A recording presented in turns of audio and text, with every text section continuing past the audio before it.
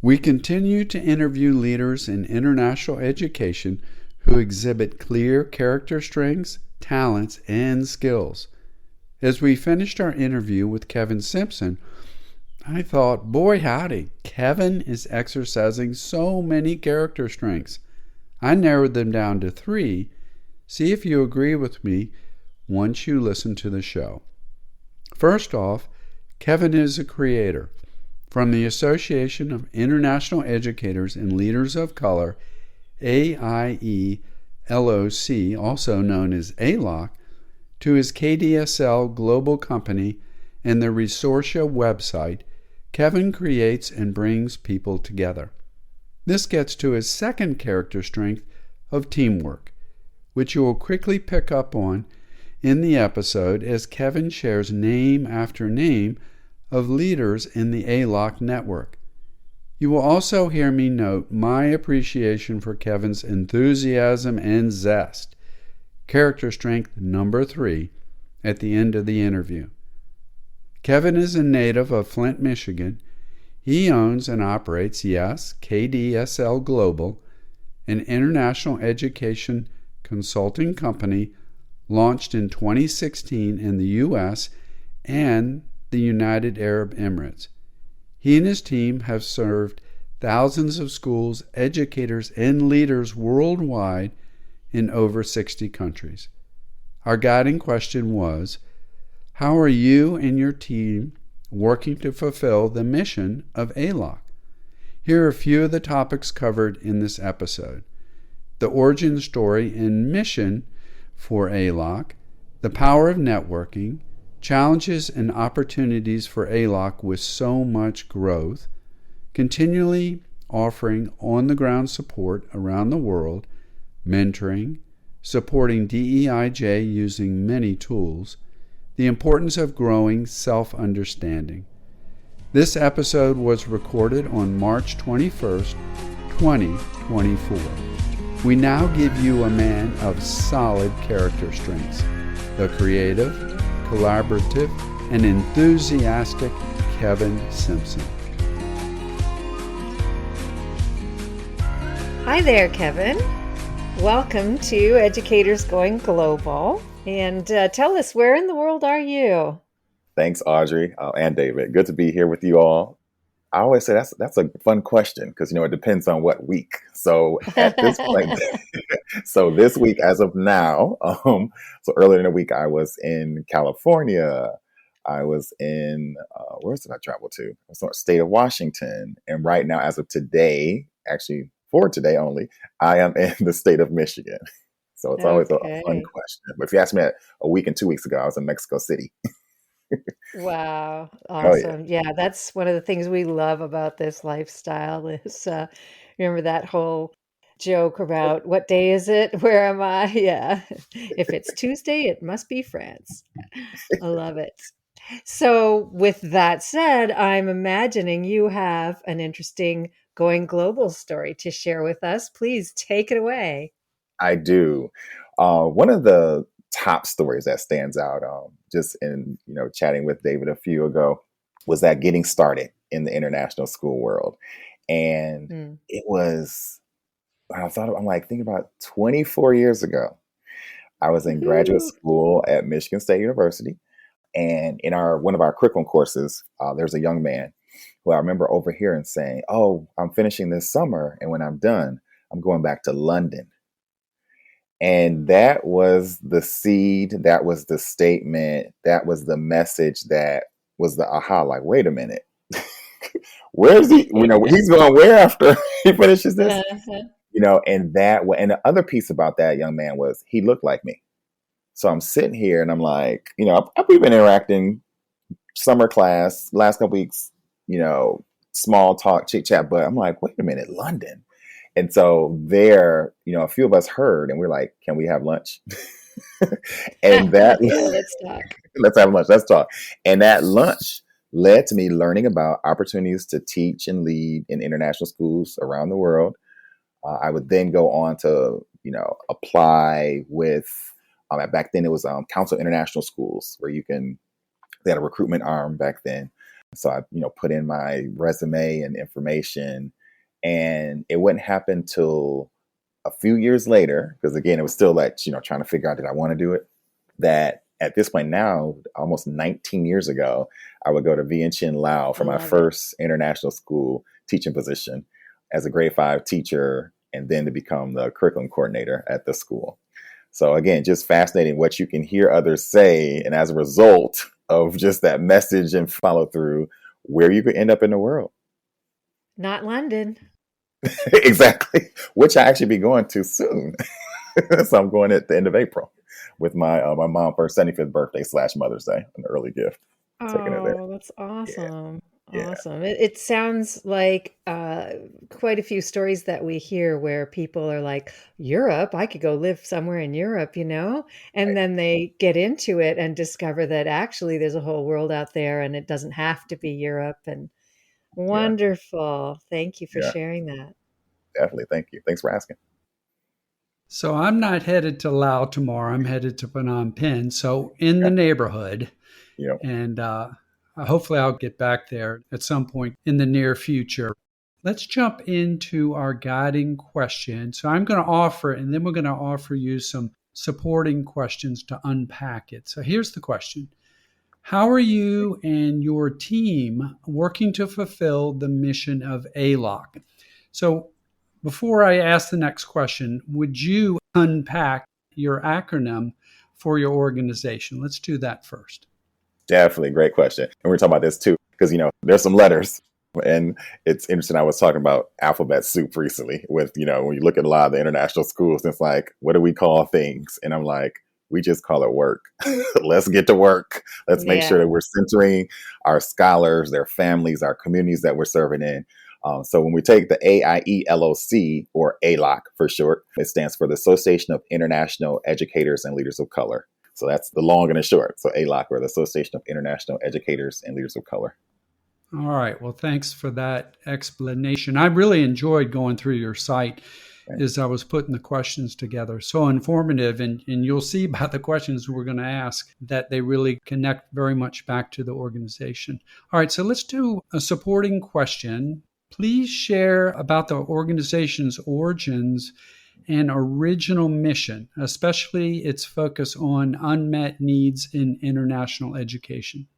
Definitely. Great question, David.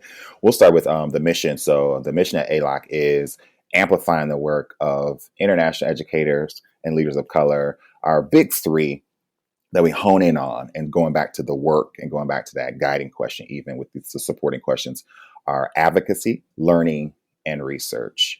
And when we think about those three words, so advocacy is, what does it mean to advocate for yourself? But not only that, also like thinking about your community. How are we advocating for each other? How are we advocating for our scholars, for our parents? Ensuring that their voices, their identities, that they see themselves in as a part of the international school ecosystem, as an individual who belongs and feels like they belong within whatever system they're in.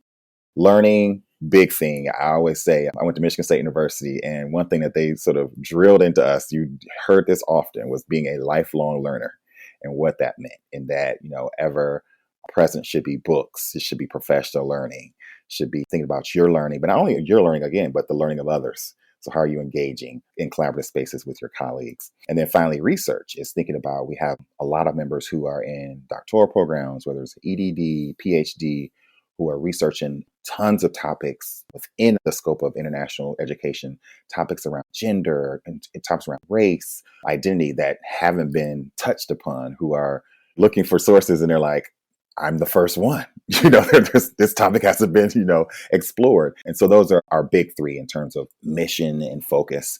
The origins of AIELOC, we started, which was blown away last week when it's like, wow, we turned 7, 14th of March. Happy birthday. Thank you. Thank you. For us, I think the start, I always tell the story, was I was serving as a sponsor, as a colleague who was interested in becoming a head of school, female, identifies as Black. And I remember checking in with her. So anytime I'm a sponsor for someone, it's always like a check-in to see those high-level positions, director, head of school, anything like that, director of anything. Checked in to see how's it going, what support I could be. Again, checking on like learning and things. And the call we had was pretty painful. She said, I was going to apply for this position, but they told me don't apply. They want a white British man. And I'm like, wait a minute, No what? way. Yeah. And I'm That like, overtly. that overtly, Audrey. And that was the thing. It was like, wait. You're trying to tell me someone directly. And this is like, and again, for me, I'm like, this cannot be in there. And again, at that point, I was removed from recruitment. I hadn't been in that path. I was in my consultancy work. I hadn't been doing anything with recruitment. I hadn't applied for anything and things of that nature. And so I'm just like, wait a minute, this can't be going on. I'm like, it's Can't be 2017. legal. Yeah. That part, I'm like, someone legally told you that? And so I literally set up a Facebook group. It was like, again, 14th March, and just invited some folks. And it was, again, invited into a conversation. I'm like, I'm removed, but what's going on when it comes to recruitment? People are like, yep, my hijab, race, like they went through a litany of different things that was a reason as to why they were turned away from international school teaching positions, leadership positions, from passport. It was a list. And it was just like, wow. And for me, I was like, this isn't the international school world that I knew. For me, I'm like, I didn't enter that way. And again, my story obviously is going to be different than others. But I'm like, that wasn't the treatment. That wasn't how I was received from John Ritter and Jody Nilsson at VNC International School. That wasn't how Bruce, my mentor, treated me. When I got to school, I was like, celebrate it, and it was to celebrate because like, we're glad you're here. And it wasn't, when I moved into a leadership position, even in international school, again, that wasn't my experience.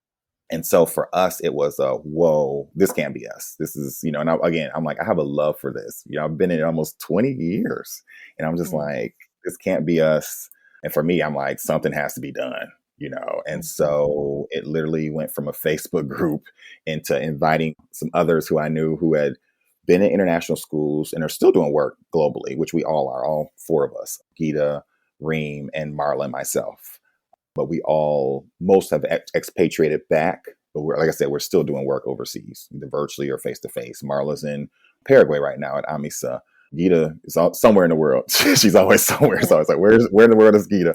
And Reem was with us in Vietnam for our conference. And so for us, it was like, again, this can't be us. And we just wanted to ensure that that's not the experience that not only adults have, but also we're like, wait a minute, is this the world we want our scholars to be in, to have? And our scholars that are in international schools.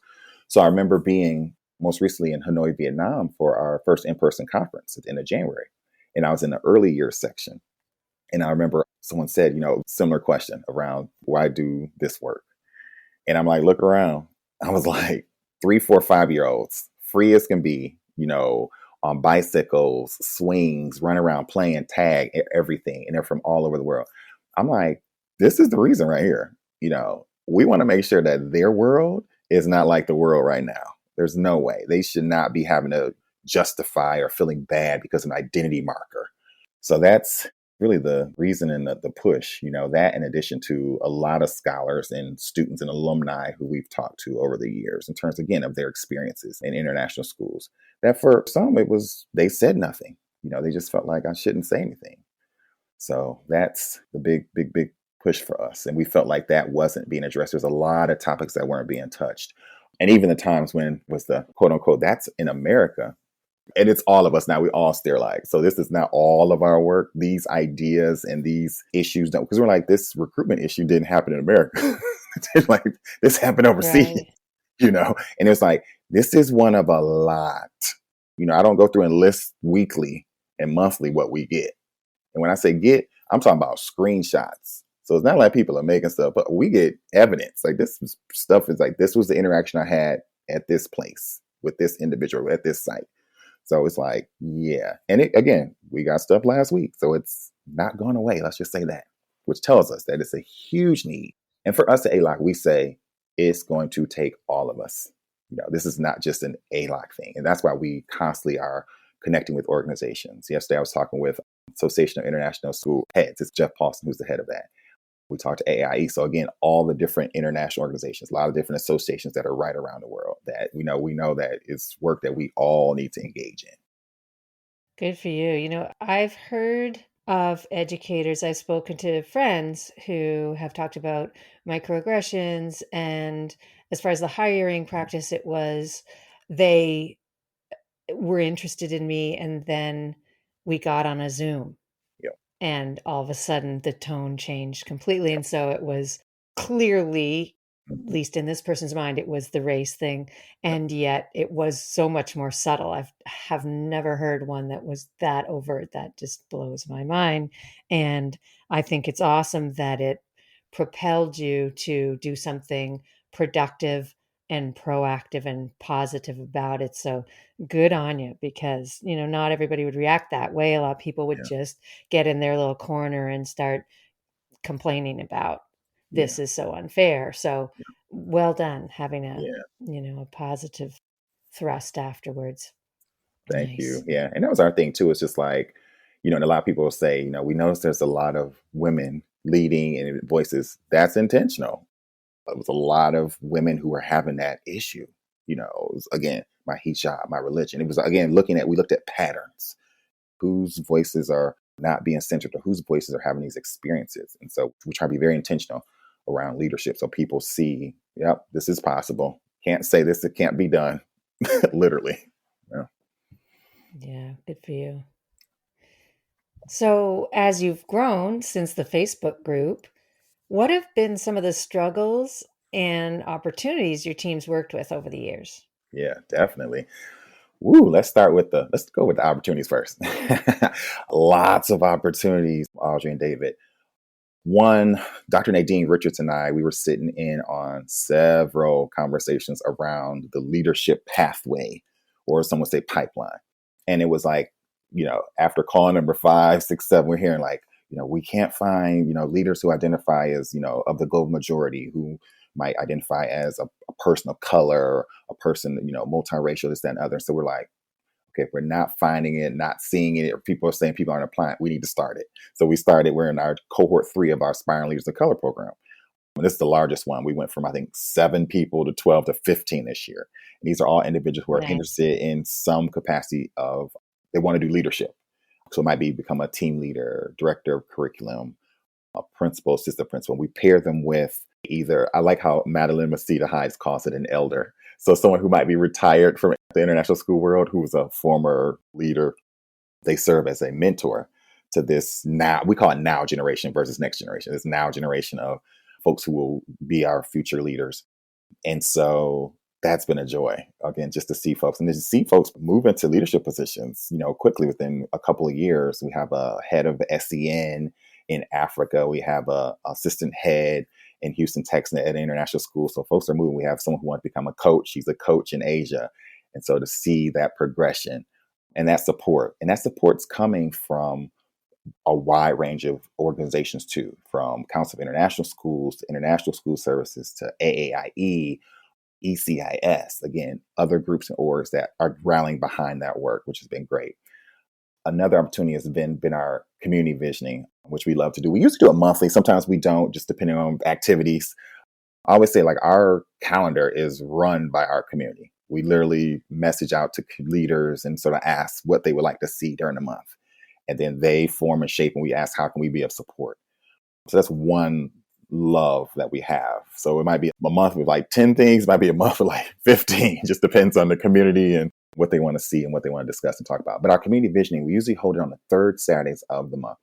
And again, these are open to any and everybody. And it's a chance for either an individual, and again, going back to our work, as David said, connected to the research, connected to advocacy, connected to learning, to share our practices. So I'm looking forward, I know in our May up and coming one, we have a school out of Europe who's going to be sharing some of the things they did around human stories school-wide. That's gotten everybody involved. And again, it's just, how do you highlight and amplify the work that's being done? And again, so others can connect and network and say, oh, this is going on in Asia. Oh, this is going on in Africa. This is going on there. Let me connect with them. So it doesn't feel like this is in isolation. We're the only ones, we're struggling with something when someone else has probably figured it out. That's definitely been a love.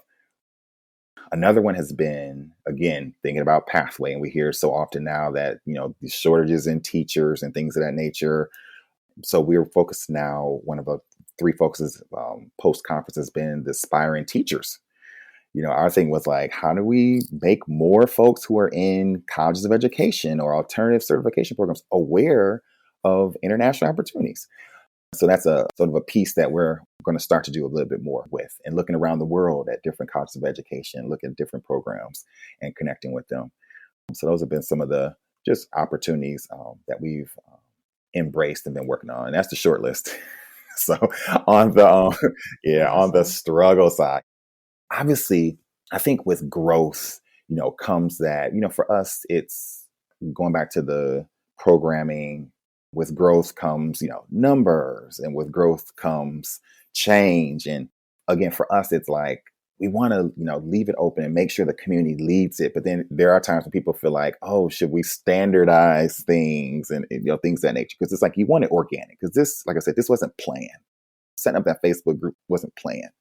Bringing it, and we see so many people who want to get involved. So I think with that growth comes, just being aware of, things such as the name.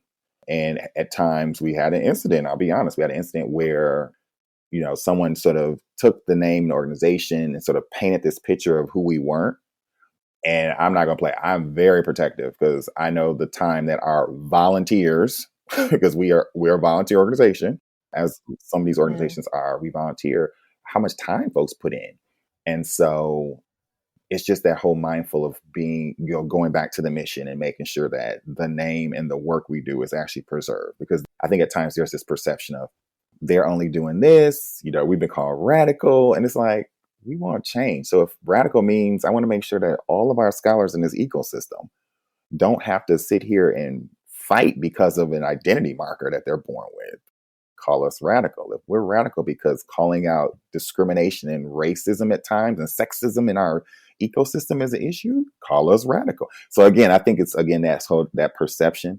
And we, like I said, we say we have many offerings and events that are for everybody, And to be honest, most of the stuff, the majority, I'm honestly have to say, unless it's our in-person conference, our virtual conference, a certificate program, it's very few times where we're asking for any type of payment.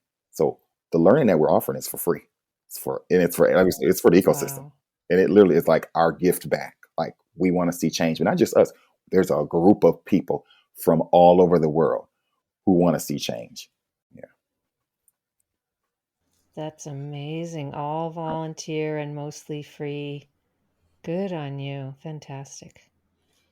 So I want to speak a little bit to our schools of education in Canada, the US, and then, as you were pointing out, around the world. And we've had other people come on the podcast and say that's where outreach is going into these different schools of education and just helping people understand what are the possibilities. The one thing that I wonder about, though, with the teacher shortage, and I'm from Virginia, I wonder if all those fine public universities in Virginia, I think they want those students, we used to call them pre-service teachers, going into those public schools. So I wonder how that's going to work. But it's a free society. People should be able to go wherever they want. But as you probably have heard, when I talk to school leaders, like I'm always talking about my son, Max, they all said, get Max 2 years of experience, then have him start his Going Global search. So what do you think about that? Yeah, I definitely agree. And I have a young man now. So I was in Dallas during the pandemic. I went back into the classroom and was a mentor to teachers and went back to teaching because I'm like, there's no way I'm going to sit and, this is the time to be in education, as a learner, in terms of fascinated with virtual and online learning. And I have a young man who I encountered 3 years ago. And he was finishing up graduate school, so his master's in education, and he just completed year 4 in teaching. And he reached out. He said, "I'm ready." And so I'm the same way. I'm same way out because I heard the same thing. At least 2 to 3 years, and then start to apply. So same thing. And so he's been in the Dallas, Texas area teaching. He's like, "Now I'm ready." And so again, this is one that I'm going to take under because I told him about international schools. So again, which is the same thing that happened to me in 2000 is I told him. And so now he's like, okay, I'm ready. I've been teaching this long, I'm ready to explore and see what else is out there. Yeah. So I'm definitely on that same, get that experience wherever you're situated, stateside or anywhere else. Our big thing is like plant the seed. So people know and are aware, plant that seed.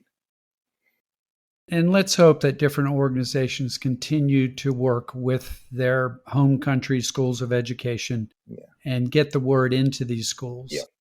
And also building curriculum. We were off mic talking about IB and AP, and there are plenty of other curriculums. Those are a couple of the biggies, of course, to skill these young teachers to have a better chance to compete. So, jumping back to accomplishment, I think one of the things that's so clear right here is your organization is just so can do. It's about networking. It's about what can we do to move forward? How can we, and it's not radical, you and I would say it's not radical, but to question the status quo that's been around in international schools forever. So thankfully, that's happening through a lot of different voices. So let's celebrate a little bit. Your organization has completed over 600 projects in 60 countries. Could you share a few of those projects with us? Yeah, definitely. And that's a collective. So that's, our core leadership team, sort of us sort of taking stock and saying sort of where have we worked and where have we been? What's some of the work that we did? And that's anything from Eastern Europe teacher training programs to working in the country of Nigeria on, STEM work and coaching for math and science teachers, to UAE, transformative work in mathematics, so United Arab Emirates, I make sure I watch my acronyms, to Lebanon, Egypt, same thing, working with teacher training. So that's sort of like the collective of all the work that Rita, Marla, Reem, and I have been engaged in. Now, AIELOC work, we haven't even, if we add that, all our work sort of collectively as a team plus everyone else's, who even knows? It's like, but again, that would be a fun, I'm a math guy, so it'd be a fun sort of piece of data to look at and to see. I think on average for us, we're at roughly, if I put like just our core AIELOC, but not even counting, articles, podcasts. And we're working, it's interesting, we're working on a tool now that, again, it'll be accessible for international schools, that where they'll have access to, there's been this webinar on this article on this podcast on this, and having it in almost like a one-stop shop. The ASA in Africa region started something sort of similar that's specific to their region. And we want to do something similar, but a tool where a school can go on and say, we're getting started and we really want to look at recruitment. Let's look and see, what exists out there as it relates to. So, there's this article from Eunice Hanoi School on what they did to reimagine their recruitment. There's this podcast right here from this group on, so that's one bigger, larger thing that we're working on. But I know on average, we're probably at roughly 20 plus per month. And it's probably more, if I'm being honest, because that's not counting our Spinal Leaders of Color. Because when we have our community sessions once a month, we do a sort of a shout out with sort of work that you're doing. And again, that's a whole nother pot of folks that are doing phenomenal stuff. I spoke at this conference in Qatar. I've been asked to do this. I'm right. It's just, so yeah. That's so awesome. When you started the Facebook group, I'm sure you had no notion that it would grow to be this big, and yet that speaks to the importance of the work you're doing and just the extent to which having that support helps people be bigger than themselves and do more and reach further, and then more people see it happening and they want to be part of it too. Yeah. So it's just such a beautiful, positive movement, and I love it. Thanks, Audrey. And that's the thing, one of our cultural wealth and lifelong learning practitioners, Nayang Weaver, says to one relationship at a time. And that's literally our approach, one relationship at a time. Even those times when we have to do, a restorative talk, again, it's about relationships. And we really try to harness and hone in on relationships with individuals and with associations and with groups. That's a great way to go. I have a coaching instructor. I've recently been doing the life coaching classes and things, and she talked about turn the wheel 1 degree. Yeah, I love it. And your car will end up in a completely different destination, and it sounds similar to your thinking. I love it. So AIELOC offers lots of services, as you've just alluded to help educators grow their awareness and improve their practice. So let's unpack a few of the offerings, starting with what is cultural wealth and how can we support it in our school communities? Awesome. Great question. So now it's funny, I just said that. I'm like thinking about Nayang. So we have so another thing we do is we have a fellowship program. And so, again, the thinking with the fellowship program was don't think down the line 5 to 10, 15 plus years. Think about right now. Again, who are those leaders you see, those voices, who you can amplify, who want to be more involved. And so our fellowship program runs a year. We currently have 3. Peter's based in Japan, Kwame's in Sierra Leone, Cindy's in Indonesia. But our first 2 fellows, it was interesting. After the end of their fellowship year, they didn't want to leave. So it was one of those, how can we stay engaged and, continue to do the work? And so they did research, found what's called cultural wealth. And so cultural wealth, that's their roles on our site. And for them, it was an array of knowledge and skills, strengths, and experiences that are learned and are shared by people of the global majority, as we say, those that tend to be marginalized, and the values and behaviors that are nurtured through culture, working together to create a way of knowing and being. And so for them, they really, when it comes to that question David asked earlier around the mission and the work, these are the 2. I always say, if you don't hear me saying Nayang and Rama's name, I need a hand slap, because these are the 2 who really hold us accountable. We think a lot of times of like that accountability. It's like we have to have our own built-in sort of system. So coming back to the mission and the work and making sure that we're centering the community, and that when opportunities come up, these are our thought partners we're going to, and sort of asking like, does this align with the mission, the vision, and the work that we're doing? So it's not just like, let's take on these 10 things, but if it doesn't align, it's like, it might be a not right now thing, or it might be a, hey, there's this other organization that's working on that right now that we suggest for you. And for them, again, like I said, that's really their work and their transformation. So when it comes to individuals, when it comes to assessing and accountability, and not only doing the work, but looking at bigger picture and looking and thinking on down the line years later, these are the 2 that are holding us accountable, and making sure that we're collecting that information as a community. And again, keeping the focus on the community. That's awesome. It a little bit reminds me of the elder that you were talking about earlier, Yes. the Yes. elder Yes. statesman, Right. sticking around with all their wisdom to guide people. That's nice. Mm-hmm. So AIELOC also helps with recruiting. Maybe you can tell us a little more about that piece. Definitely. This is new. So we started, Ann Little and Ann and I go way back. It was interesting. We met, it has been almost like 8 years ago. She was working in the Middle East, North Africa region. She was doing work in Saudi Arabia. She'd been doing work in Malaysia. And she's now in the US, but getting ready to move over to Europe. And we had just been talking about, so in the midst of sort of AIELOC getting started, we've been talking about recruitment and experiences.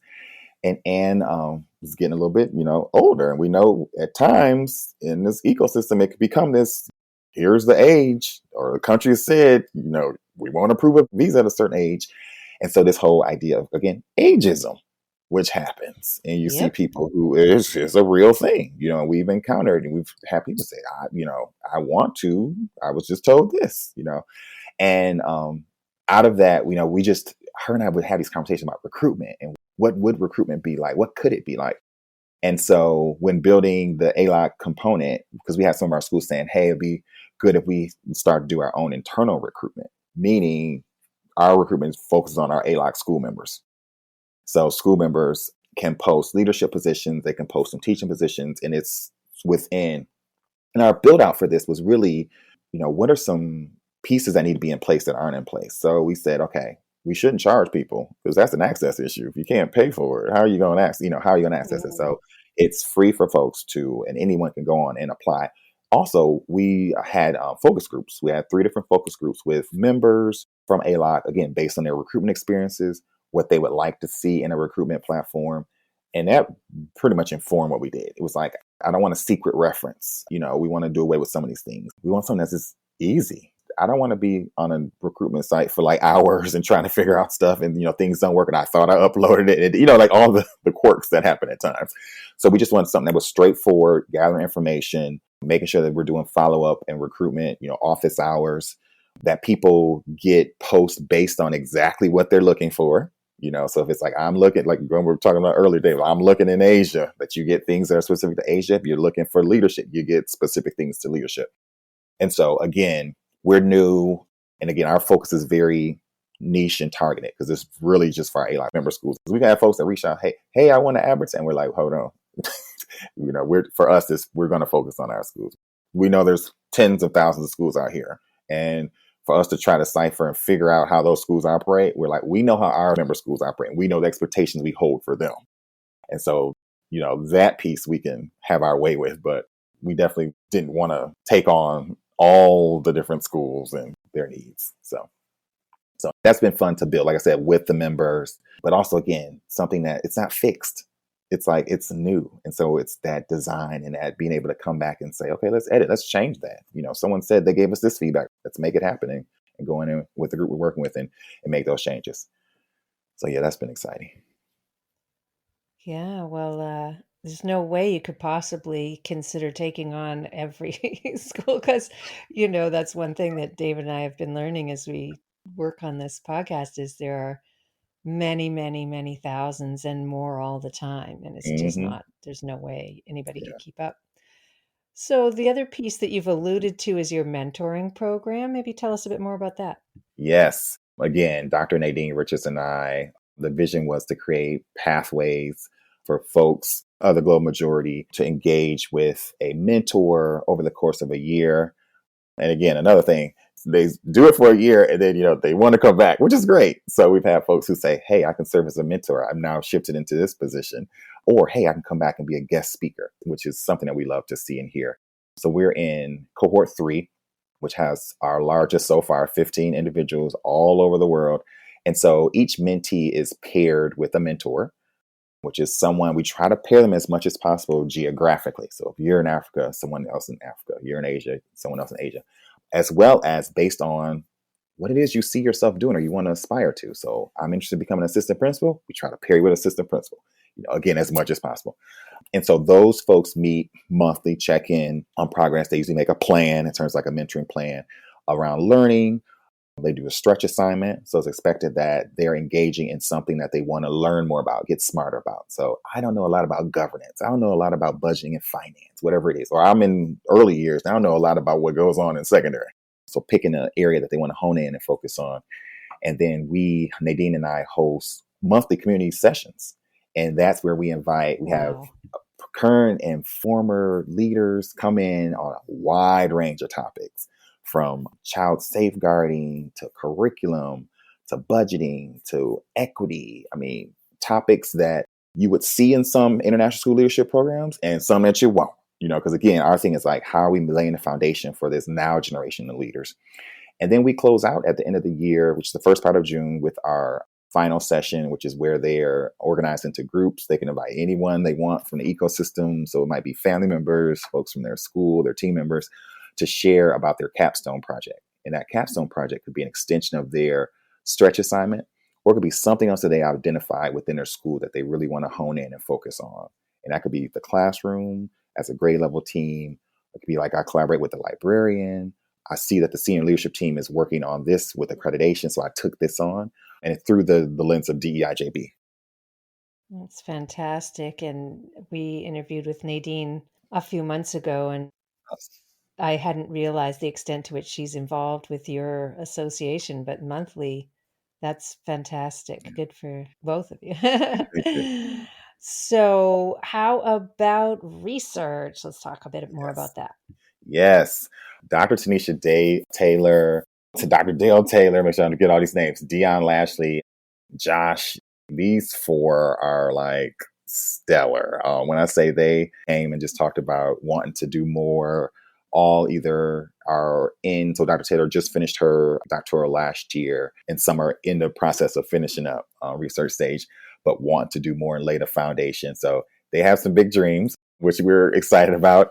Some have been focused on a journal, so a professional journal, again, because there's so many folks that are doing research around the world in a wide range of topics that, again, we didn't even know about. And so they're leading those efforts, which has been great. So a lot of times we'll get folks who are in the community or outside who want to do research, and they're looking for a specific, because a lot of times it's a specific population. And so that's their domain, that's their focus. They're starting to do things such as writing camps. So pulling folks together who are all in doctoral programs, doing some writing together, presenting at different conferences. They present at our in-person conference on the work that they're doing. But their real goal and focus is to boost that research. And so more folks hear and see about the work and the research. And so when it comes to research, we go to them. So they're called the Research Collaborative, and it's pretty cool. And again, it's getting a lot of different tops. And we just had a conversation with someone who identifies as Indigenous, because we remember a couple of years ago, one of our virtual conferences, a teacher who's based in Europe who identifies as Indigenous had surveyed his scholars about just their learning when it came to First Nations, Indigenous, Native American, whatever you want to call it, in terms of Native Americans, how folks identify and what they learned and when they learned it. And he was just like, yeah, we have some work to do. He said, because their perception of, when and who, and when people don't even no longer exist. He's like, people, he's like, our scholars are thinking that, I learned this at this point in history, and then there was no more. They disappeared, And so that's one of our sort of our calls is constantly not just doing land acknowledgements, but also making sure that we're thinking about ways and resources that we provide to international schools and thinking culturally in the context in which folks are situated. How are they connected in? And things, something as simple as a lot of schools do authors. They bring in authors. So then it becomes like, have we looked at whose voices we haven't heard from? Have we invited in Indigenous authors that are right there? Or what groups are working with Indigenous populations wherever we go? And I promise you, we've not went anywhere. We were in Guatemala last year, and one of our members set up a dinner with a young lady who was working with an Indigenous population in Guatemala. And so it's like Indigenous folks exist. They're all over. They did not disappear. Some of the stories in some of the history books we see, it's like this happened, or the perception of it's always something in conflict and war. So again, it gets into like, how are Indigenous folks perceived? I have a book that I picked up in DC. It's on 50 Indigenous folks from around the world. And I'm reading that because again, it's like, we think about our own. I always say this work starts with me. Think about my own education, my own learning. And again, being able to say, I don't know this, I need to learn more about this. Again, I think that's the powerful piece of, going back to that lifelong learner. Yeah, absolutely. Good for you. Wow. You could have an entire association dealing with Indigenous people Exactly. and what's happened around them and their history being completely overlooked or worse, being, seen in a negative light and so on. Wow. It's so clear to me now how as you grow and you have more members, you really must have to be very intentional in what you take on and what you say. It's too much, can't do that, got to focus our efforts here. And yet you've got so much going on, and I'm not worthy. I'm just admiring you here. But you also offer services to support DEIJ understanding. And to whom do you offer these services? Tell us more about that, please. Definitely. Great question. We started, so I was talking about some larger and some smaller. We started a new DEIJ leader program, and that's in collaboration with SUNY Buffalo State University. And that again came out of the need. We saw that there are international schools, starting to post for, they moved from sort of a statement to now action. We want to make sure we have, and as David said, this is one of the top 3 topics that comes up in especially leadership. We want to have someone who's devoted to this work. And so part of that was, okay, where are they learning from? So it's just like, because it can't be too whatever you want to put it after. It can't be too whatever. So our thing was like, we need to make sure when it comes to the knowledge in the international schools that we're like celebrating, but also like making sure that we're learning things that are directly connected to the international school space. And so that was the intention with this program. And so our first cohort started September. We have about, I think, 32 in that, and we have a wait list of 200. Cohort 2 will start, I know, which tells you right there's a need. So cohort 2 will start in June of this year, and we'll just run that each year. And again, this is composed of folks that are identified as a DEIJ leader at a school. It might be a teacher who's, again, I'm doing this work in my classroom. I want to connect with others, school leaders. So it's a range of folks who are engaged in that. And so that's one piece that we're offering. But again, going through some of the things that we offer, whether it's an in-person conference or virtual conference, ongoing community visioning, through our partners, business partners, as well as through, and collect, when I say that, that's an example would be International School Services, one of our very close partners. Their Learning to Action program, that's for international schools that can engage in addition to the Diversity Collaborative, again, conversation. So a lot of times it might be just holding space, co-creating different programs based on the feedback from folks that saying, oh, we need this, we need to talk about this. Like, so example, We've been hearing a lot of international schools, including ours, so meaning there's some school members, issues with racial slurs. So in April, we're hosting a panel that's going to deal with not only just, again, what's going on, what's happening, but also what actions we need to take as it relates to policy and how do you address that? And what are some of the schools doing? But what are some of the struggles? So, and trust me, it's come up numerous times. And when I say racial slurs, I'm not talking about just American. Be slurs that are very specific in that culture based on the context that the school is based in. So those are some things we offer. In addition to, just one-on-ones. Like I host any of our AIELOC school members. We host one-on-one meetups with them throughout the year. So a lot of them I'm engaging with now. So I think I have a school tonight I'm talking to because they're in Asia. And that's, again, a way to check in and see sort of where they're at, what's going well, celebrations, but also what are some of the challenges and what support they need. So I want to follow up on the DEIJ. I'm a very practical person. I was an instructional technologist, and I would sit in a lot of meetings, writing policies and plans, and I'd say, okay, how do we make this happen in the lives of our students, our lives, and all that? But before we get to that, I'm just so intrigued by your network. So let's say a school head or someone at a school is sitting there listening going, man, I want to get in on this action. So how does a school become part of your network? How does that work? Yeah, great question, David. We always say, so we'll get a school that says, hey, I'm interested in becoming an AIELOC school member. And we always say, thanks, we'll set up a call, come. We always say, come to an event, come to something, come to community visioning, come. This is what's on offer. Here's the calendar, go to the Linktree, send someone. We're like, if you have a DEIJ leader, share this with them. So we always do that piece on like just welcoming and adding them to, but again, it's that invitation, come to something. And if they want to be a member of school, like I said, we have very specific expectations because our thing is this: school A and AIELOC school member should not be the same. Like these are schools that when I say progress, they should be willing to have those, what we call brave, courageous conversations. They should be those that are doing the work. They're making those investments. They're centering their students. They're making sure that, when we talk about this work, we're thinking about everybody, the board, our community that we're in, our teachers, our scholars. When we say staff, all staff, so again, and we always tell schools that sort of here are the expectations we have. We know schools don't have that in place. That's not the goal to say I'm ticking off and I have 1 through 6, already set to go. It's like, no, you'll set a couple of goals each year. And what most schools are doing is like, we know all schools have school improvement and strategic plans. So this is now a part of it. So for our specific member schools. So that's our invitation. Come on out, and then setting up a conversation. And it might be with someone with a specific program. So it might be like, hey, I see about this mentoring program. So, let's set up a conversation with someone in the program or an alumni or Nadine or myself. So it's depending on what specific need or question they have, we tailor it to folks. You've hit on a couple topics. We chatted with Ken Shelton a couple weeks ago, and there was a lot that came out of the conversation. But one of the things for me was just the nature of helping individuals to groups of educators, to parents, to communities become more self-aware. So back to your Michigan State Spartans and that lifelong learning, we're saying it, and your network is saying, okay, let's just stop talking about it. Here's how we're going to do it. So it's very clear you've got a lot of strategies to make that happen. And then you just hit on a second key point. Once we grow that self-awareness, then we can move into critical conversations and explore. Hopefully people feel comfortable, they feel safe enough, but they're willing to explore themselves, and then they're open to exploring their organization. So that's a powerful two-pronged approach. So I think that's really good. So jumping back to my question, you were answering it.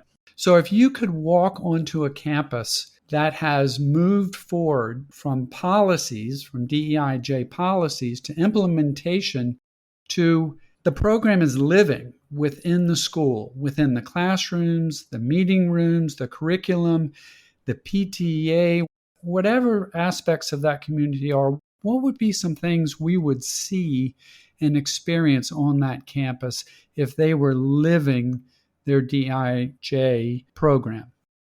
That's a big question. Love it. So let's visualize. I think and I'm thinking of all the folks. So when we say, talk about DEIJ, alphabet soup, when we're going to call it, again, bottom line, this work is when we think about what you just said, David, the life of the organization or the institution, it would be visible in the entire life of the organization and institute. So when I say that, and it wouldn't even be, because I know, some schools, like I always say, don't get caught up on these letters. Let's get started. It's work. It's work. So wherever you're at, let's, and if it's just having a conversation about what does belonging mean, to you, but not just that. Do I have belonging translated into different languages that are at my school? Accessibility. And then again, starting that as a conversation, because in some places like, oh, we can't talk about this, or I can't say this, I can't do this. But I'm like, but we can all talk about, a sense of, purpose and belonging. We can all talk about our mission and vision. And a lot of times the words and the values are embedded somewhere in there. And so I think in terms of coming on to a campus, things that I would say, I obviously started to talk about this language, making sure that it's accessible to everybody. I'm aware, and I know I don't just say I just don't have flags. I just don't say we have 50 languages. How evident, am I seeing English only, or am I seeing the language? Are we celebrating when we use our language? So that's definitely a biggie in the international school world. I see and hear, if I were going to classrooms, again, going back to those languages, that multiple languages being used, but I see literature that's reflective of the context I'm in. So I'm right now in Ethiopia. I see evidence of Ethiopian literature. I see evidence of not just Ethiopian teaching assistants. I see leaders. I see folks that are from that culture and that context where I'm in, folks working in different capacities within that school. I'm big on visible. I'm working with a school in Ghana. I just started in November with them. I'm big on the visuals in schools. So beyond just on a website, a statement, and not necessarily has to be a banner, but I'm looking for like visible knowledge and awareness of, again, our beliefs around this work in some way, shape, or form. I'm seeing someone who's a leader. And when I say a leader, they are an identified DEIJ leader 100% of the time. They're on the senior leadership team. They have a budget. They're working across the entire life of the organization. Again, it's not a piece of, we've all been in international schools, not one piece of a few different things they're doing, but it is, that's their designated role. I definitely see a site in a school who's not afraid, to say, this is where we're at. This is what's going well. This is what we're struggling with, but this is what we're working on to overcome our struggles and our challenges. But also, this is where we see ourselves. So like 5-10 years into the future, even though I, as the leader, I, as whoever might not be here, because we know the transitions that happen in international schools, but I'm still thinking about in this place, the work that we're doing, and then thinking into the future. The recruitment practices, again, very intentional around what we believe, how it connects to this work. Again, I sort of allude to that finance piece, that there's resources that we're setting aside for this work. Professional learning, again, that there's an arm and a piece that's connected to this work. And again, I say that because, like, for us, we say it's the life of the organization. It's already there. A lot of the stuff that we've seen and we've heard in international schools around diversity, around inclusion, the messages that we hear, it's there. And I remember being on a call with some international school leaders, and they were like shocked when I showed them this video of our scholars in our system and what they were saying about their experiences within it. And they were like, wow, we did not know. And I say, and thank you for saying that. Because a lot of times it's like, I said, when I saw it, I didn't know either.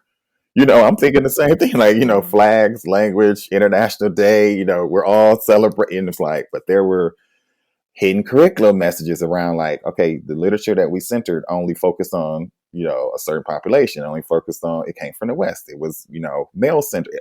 Again, like, how did it reflect where I'm at?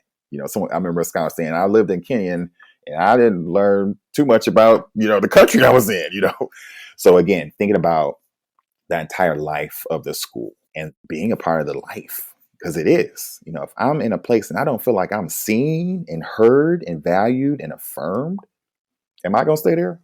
Probably not, And I remember teaching in Dubai, and one of our units was on like biographies. And of course, international classroom, scholars from all over the world. And when I did that before, yep, it would have been like, let me pull out these books, do a little book talk, and they get to pick and things like that. I remember doing that in Virginia. I was in Fairfax County, David. So I was in Virginia for some time. And that I remember shifting where we said, we have our scholars from all over the world. Let's have them talk to their families about an individual from their country that they want to bring and teach us about. Way different, And we had kids from everywhere, all kind of stories from the United Arab Emirates, Canada, Australia, everywhere. The kids from all over. And again, just think about, that. And to me, I say that because that's one of my best years of teaching. That's one of my. But again, it's like, look at how they were part of the curriculum. Look at how they were part of the conversation. Look at how they were able to bring in, a piece of me, a piece of what I learned about from Germany. This is what I'm going to bring, contribute. This is the story that I learned from, talking to someone in my family. So yeah, again, the life of the organization, and it's not, I think sometimes we hear that the DEIJ work that's the person that does it. Oh, no. Everybody is all of us. Because if that person's not there, guess what? Oh, we no longer have a person. So guess we're not doing it. No, it's everybody. Yeah, exactly. It's the institutionalization of it, if you will, and systematizing. Yeah, that's fantastic. Yep. I have a quick side question for you as you talk about comparing Virginia and then you're talking about Dubai and Kenya. You're in a wonderful position where you can kind of compare and contrast international schools and US-based schools. What differences do you see in your work, one versus the other? Are there differences, or is everything moving forward in an equal measure between sort of overseas and, you talked about the global majority, and that makes a lot of sense to me if I interpret it correctly, that means there are more people of color than not people of color. Am I interpreting that? And just everybody, like okay. women, people, so anyone who would probably typically be minoritized, if we take the sum of everybody, they make up the majority, the global majority. Yeah. They're not such a minority. Anymore. Yeah, exactly. I love it. I love that term. It's such a flip the perception, it's a paradigm shift, and I think it's fantastic. So good for you. But what kind of, if you were to compare and contrast international schools and North America based schools? Oh yeah. Oh, and the fun part is I get to put my feet in both of them, or I get to jump on Zoom in both of them. So my U.S. work right now hones in on a group I've been collaborating with since actually Dubai. So when I was a middle years program math teacher, I encountered a group back then called Imagine Education. And they were focused on, it was like a math game, because I wanted something for my mathematicians, a game. I needed extension, and I found them. But they were years later working on a curriculum, and now they're called mid-school math. And their focus is on transforming math practices through a focus on growth mindset, mathematical identity, developing positive mathematical identities. And we know that in order to get kids to do math sometimes, it's not just as Jose Bilson, it's not just doing math. It's like, I need to build that confidence up, because there may have been something that you've encountered or something that's happened to you in the math world that's now the reason why you're like, I don't like math. I'm not doing, you want me to do what? So that's my sort of background US. So I'm in lots of grade 5, 6, 7, 8 classrooms around. So mostly, less on the upper secondary high school and less on the earlier side for the most part. And the schools I work in, I know they're different. So I always have to throw this in as a sort of a caveat. It's like, because I'm working in schools that are focused on transforming. They've noticed, within their scholars, they want to do something more. They've noticed that traditional stuff's not working. So they're engaging. So when I go in, I'm listening to messages that are, different. Either the scholar has created a math positive message, or the teacher is directly saying that's built into the lesson. But they're also gamification built in. Again, it's very focused on where our scholars are right now, even in terms of like the timing. So it's not a teacher standing in front of you talking to you because we can forget it. 2 minutes, okay. That's right. Let's see if you can get my you got to set a timer because you want me to do what for how long? So I'm like, and I say this because I talk to scholars all the time when I go into classrooms. I don't just watch the teachers and watch the math. I'm watching and talking to the scholars too, So and they're telling me a whole bunch of things. So I definitely feel that, like I said, the schools that I'm working with are honed in on that transformation aspect. Now, when I went back to the classroom, and this is an IB school, I can honestly say that some of the work that, for me, PYP train, NYP train, IB train, and then got the retraining because I've been away from it for a bit because I'm like, all right, I need to make sure I'm still on par, was again, making sure that I saw, at an IB school that we had some work to do when it came to ensuring that the international was living and breathing. And so working closely with like our leadership team, for example, I had the head of school's daughter in my class. So, that's always fun. I've had some head of schools kids I had my math class in Dubai. I had the head of schools. I've had, a few times where I've had either ambassadors' kids and things like that in my class. And so no pressure, head of school, but I had her daughter I did writing the first year, and then I did STEM the next year that I was at this school. And so writing, we were looking at, there was a new homework policy in Abu Dhabi. And so it's like, they don't have to do homework anymore, And I walk in, these are 9, 10-year-olds, mind you all. I'm like, what do y'all think about that? And of course they're like, they're like Abu Dhabi, so, but my thing is like making sure, how are we exposing our scholars to the world, and not just in the IB school, because that's, I'm going to really make sure, but at all schools. So that's my big thing that I want to hear and see more of. Because so often, again, depending on the grade and the age, it's the, when am I going to use this? How does this connect? Why am I learning it? What's the purpose of the learning? So I think going back to why are we learning this, and for what purpose and for what sake? And so, again, the schools that I've been collaborating with, that's something that I know that they're working on in some capacity. And I've went and been part of either accreditation or school visits in the States that, again, are honing in on, we want to focus on internationalism, being more global awareness. And then again, we start to look and see, what does that mean? Who are you connecting with? Oh, you're adding a language component, and it's not French, Spanish, and German. So they're like the usual suspects, as I like to call them in the language world. Oh, you're thinking about Arabic and Mandarin Chinese, but not just that. You're thinking about how you can connect with organizations in the States that are working with this, and organizations globally. So that's my pipe dream. Part of that pipe dream is something I'm going to be working on in my 50s too, around that in terms of curriculum. So let's flip now from the U.S. to the international side. And okay, even within those international schools, I feel like, depending on, because I was just looking at, it's March Madness, and someone just did a March Madness board on, where there's anti-DEI legislation happening, because that's a reality in the States. Let's be real. And it's interesting that it's been a focus on higher education. It has been a real focus on higher education for the majority. Because not to say, because if we go through book bans and other things, now we're getting into like K-12, where it's been like more book bans. And I'll give an example. Let's flip on over. I had a conversation with a colleague yesterday, based in Mexico. Parents are starting to pull out books, and it's at an international school. Oh yeah. Pull out a book. And one of the books they pulled out is a book that's been there for 15 years. And it's like, we don't know if this book should be here. Yeah. So that's why we say racism, sexism, anti-Blackness. These things aren't just situated in one part of the world. They are global. Ideas travel. We know that for a fact. Beliefs travel. Thoughts travel.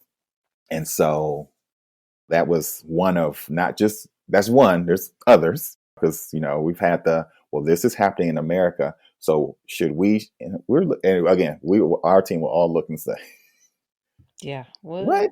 Like, exactly. You are not in America, number one. Let's start with that one. And number two, let's go back to let me see the vision and mission again. I'm just, because I'm trying to see whether if there's been a change, let us know. Like if the vision, mission, and values has changed, let us know.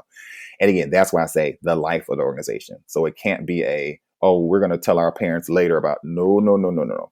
We need to make sure everybody's sitting right there all together, engaged in these conversations.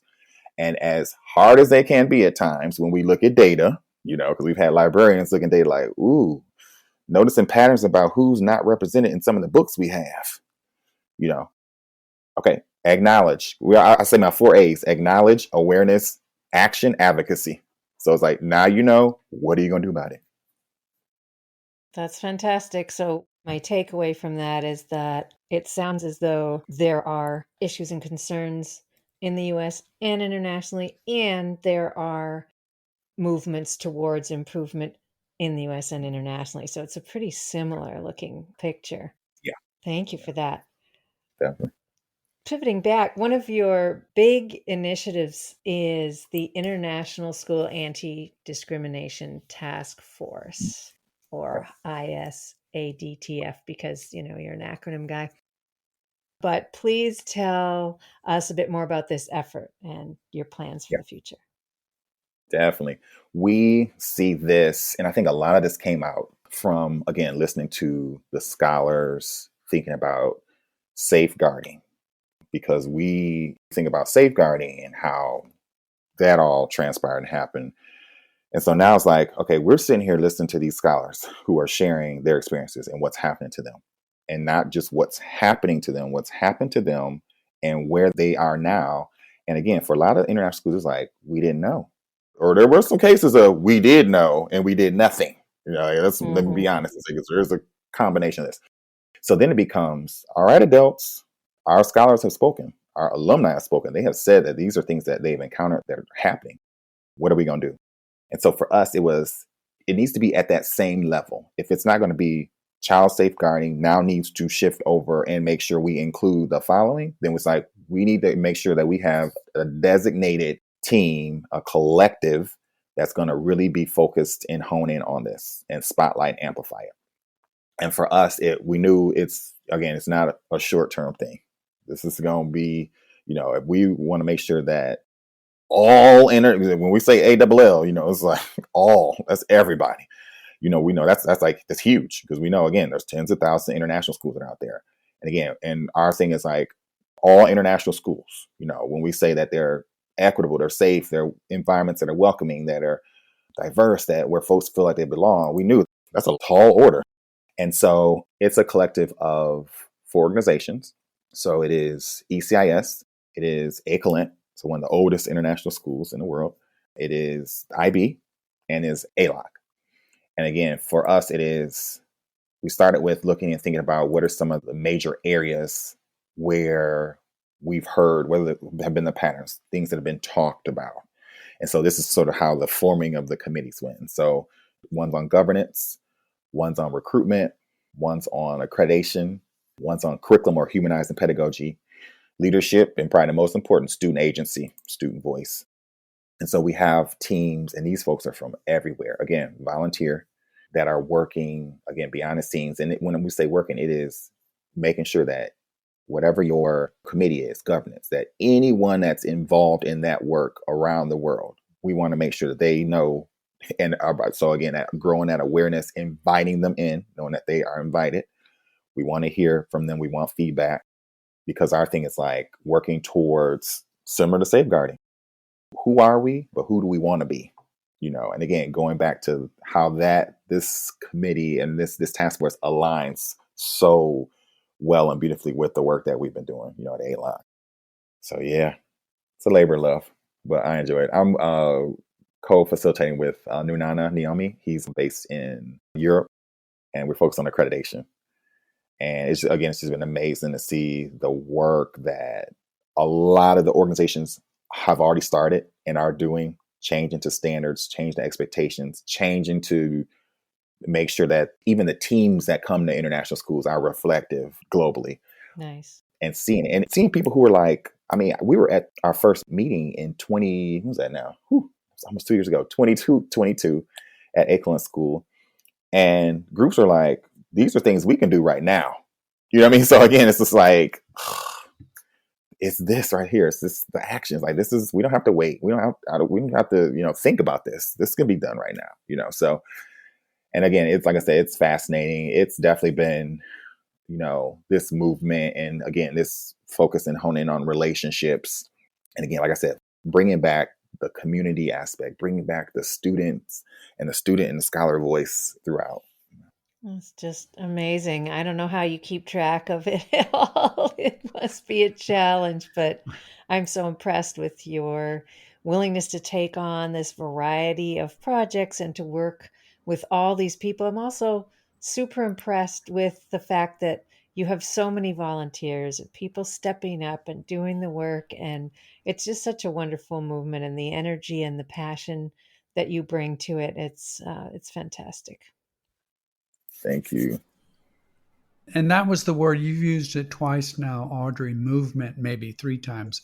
And it is a movement. And it's obviously a people movement and people trying to, like I was saying earlier, grow awareness and then find ways for folks to learn and then move forward in their communities.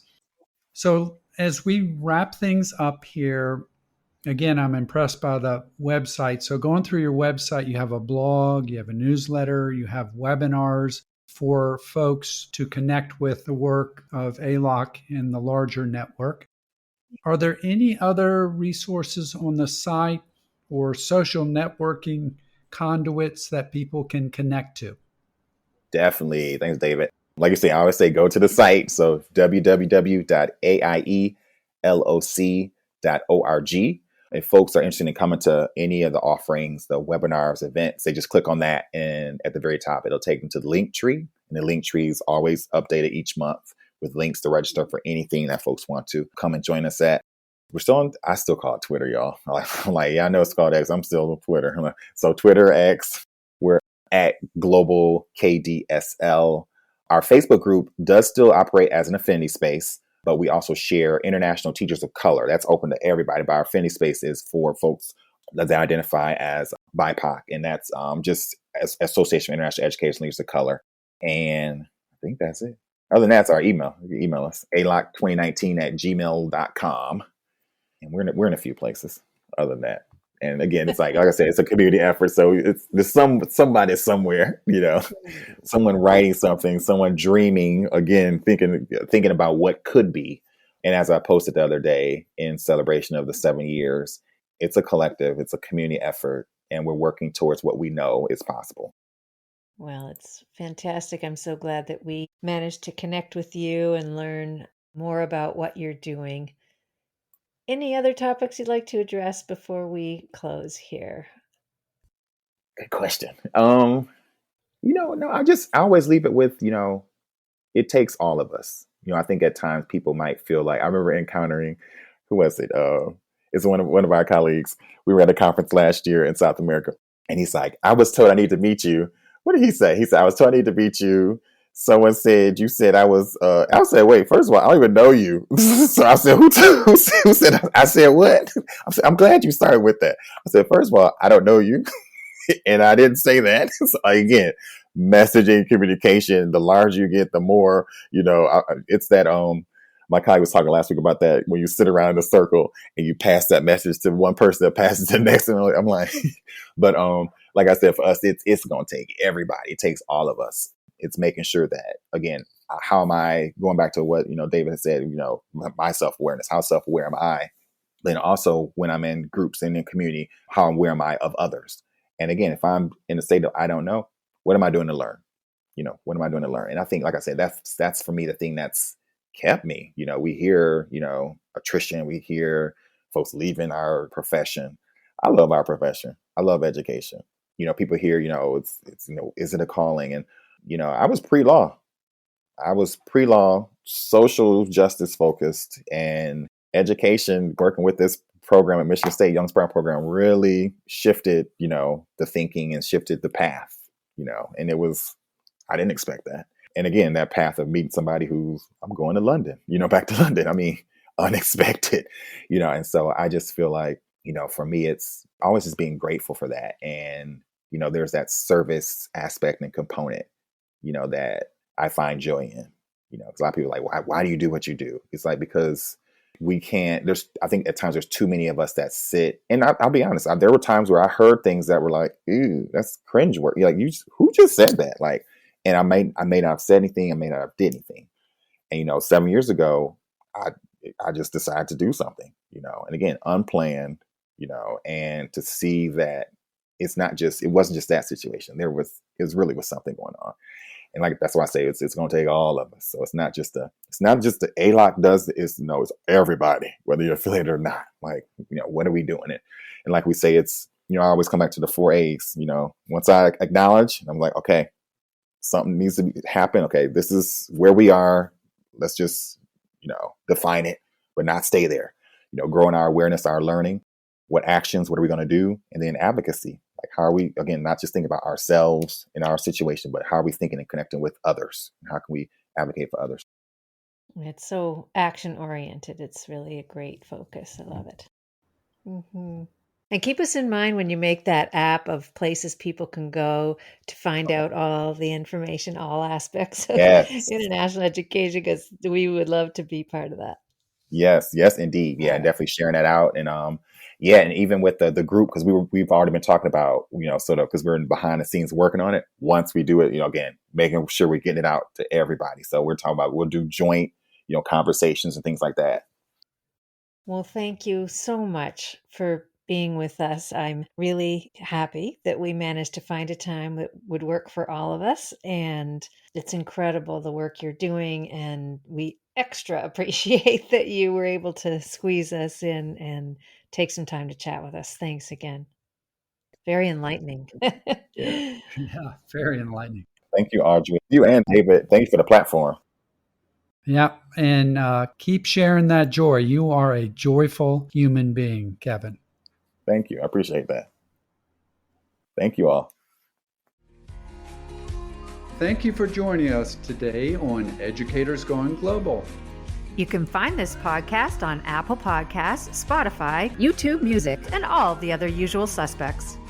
Please subscribe, like us, and leave a review on Apple and Spotify, and let your teaching friends know about us so we can grow our community. Please reach out at educatorsgoingglobal@gmail.com and join our Facebook group, Educators Going Global, if you have ideas, comments, or wish to share a Going Global story of your own. You can also find us on Instagram at Educators Going Global. Please visit our website as well, www.educatorsgoingglobal.com. All our podcast episodes are on there by topic, along with blog posts, Going Global stories, and our ever-growing resource library.